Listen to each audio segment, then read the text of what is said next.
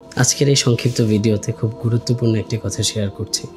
মনের শক্তি বইয়ের একদম শুরুর দিকে একটি কথা লেখা আছে, স্বপ্ন অনেক বড়, কাজ সবই বাকি, সময় খুবই কম। এই সময় নিয়ে দুটি কথা। আমাদের জীবনে যে সময়টুকু দেয়া আছে আমরা কিন্তু কাউন্ট ডাউন করি না।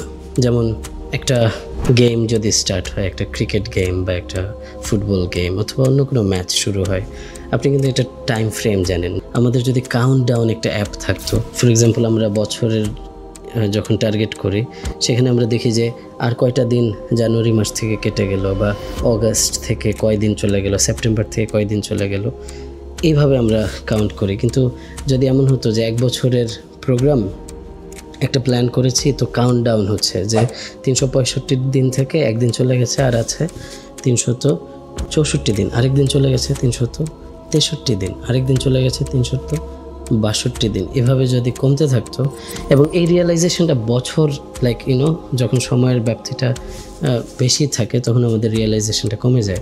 যদি এমন হতো যে মাস থেকে একদিন চলে গেছে, উইক থেকে একদিন চলে গেছে, ডে থেকে একটা ঘন্টা চলে গেছে, 1 ঘন্টা থেকে 5 মিনিট চলে গেছে, 5 মিনিট থেকে 1 মিনিট চলে গেছে, সময় নেই, সময় শেষ।